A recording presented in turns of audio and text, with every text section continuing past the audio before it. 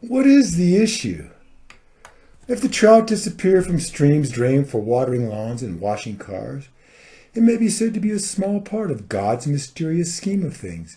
If the polar bears have no more ice to wander upon to look for seals to eat, why, someone wanted to ask me what a polar bear had ever done for him.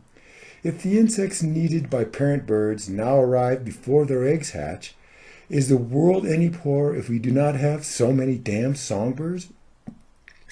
If we build roads to prevent wildfires by removing only the largest trees, our children will not have to face such old-growth controversies. If we use bulldozers to sculpture every piece of open land, what real harm is there if it all looks and actually feels quite the same? If the ponderosa pines retreat ever higher from the heat and the drought, won't we still have some purple mountain majesty left somewhere else? If agribusiness and petrochemical interests take over all the farms, we can still make calendars with quaint and peaceful rural scenes. If we have 500 million people living here in our current fashion, we will likely still retain this good and peaceful quality in our own lives. If we allow every impoverished and illiterate teenager to bear children, we know in our hearts we were righteous in ignoring their offspring as well. If we catch and kill and eat every last one of those mighty bluefin tuna, it won't affect my take-home pay, not even by a penny. If our lakes are merely cesspools and our rivers simply transport our wastes, who really cares if we can still drive to the movies at the mall? If there are no more engineers, scientists, or technologists in our country, maybe the unemployment rate will nonetheless remain quite low. If our children sit at home for hours wrapped up in exotic video games, schools just need a little work to make the difference in their futures. If 2 million people make a parasitic living pimping a real estate bubble, their blind greed shows free enterprise to be man's noblest invention. If we strive to manufacture food animals as efficiently as some form of plastic widget, there is not the slightest chance we have lost any of our humanity.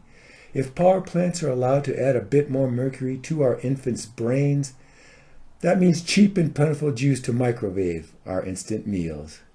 If we just let their diesels continue spewing this grayish and tubercular fog, Walmart can hold the line on the prices of its imported goods for us all. If we let 2/3 of our children leave school not knowing how to read, they need only wait for the better jobs replacing those gone forever overseas. If we spend $500 billion on defense every year against shadowy homeless enemies, surely it is unpatriotic to vote against giving our boys what they need.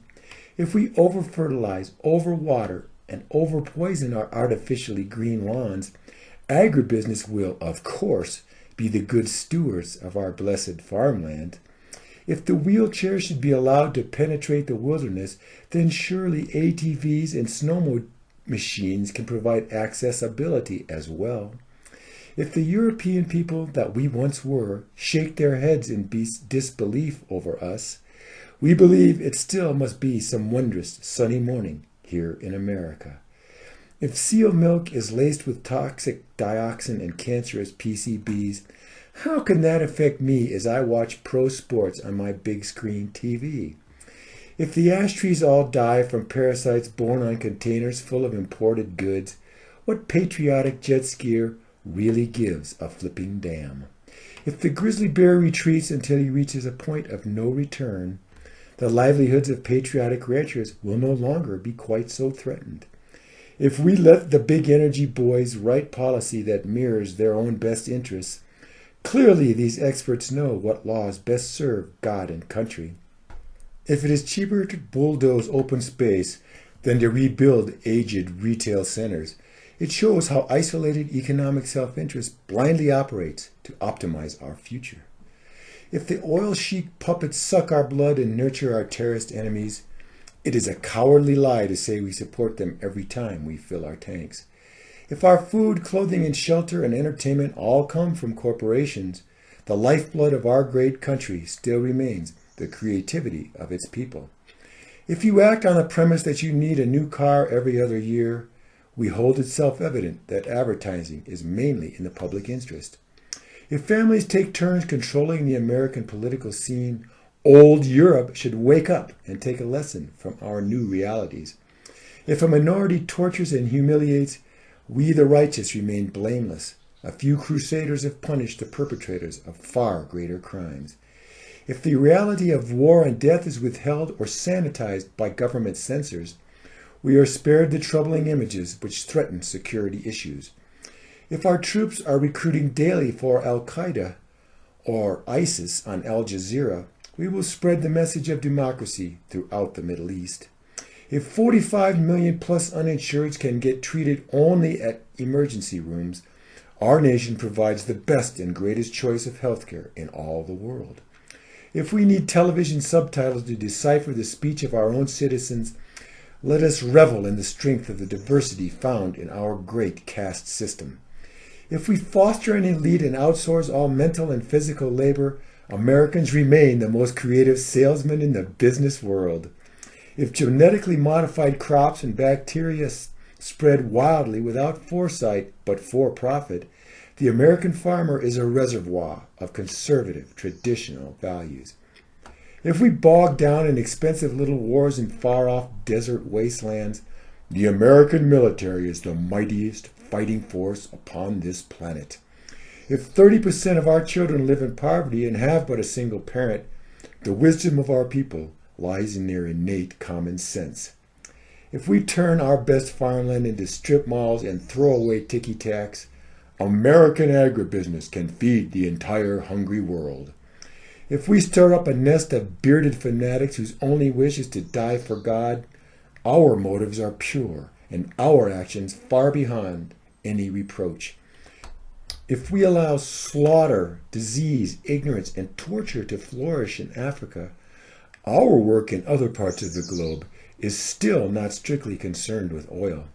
If we go brutal, loud, angry, arrogant, and ignorant in front of the world, we draw strength and piety from our history and traditional values.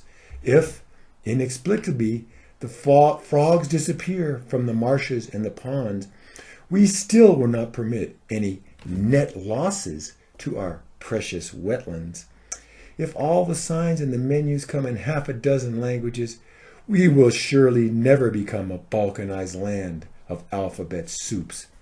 If, at the end of the day, we are known best for our clever advertising, our ideas can gain traction if we simply stay on message. If we allow big oil to make us groveling hostages to the petro sheiks, we must safeguard our energy needs by any means at our disposal. If the air is dirty, the water foul, the trees clear-cut, and the animals extinct, human life, security, the family, and our jobs will still remain the goals we seek. If there are no more big trees and we shoot the bears and trap the wolves, third world lands should doubtlessly preserve their own flora and their fauna. If our daily bread comes from factories and our milk is genetically improved, global industrial agriculture feeds the way to a better tomorrow for our children. If we are the willing victims of our selfish and greedy mass hallucinations, our cause is surely righteous, for He leads us upon our self-serving way. If we find we must consume obscenely merely to keep the economy afloat, the sure guidance of the omnipotent unseen market hand will lead us safely to heaven. If we drive an hour each way, waste 10 more doing things that we despise, we nonetheless urge all our citizens to partake in the dignity of self-responsibility. If geography is a puzzle and arithmetic is too hard except for losers, we are committed to the notion that no child will know they're left behind. If we steadfastly hold to the one true course to which He has committed us, faith-based, free enterprise, social Darwinism will rule in this world and the next.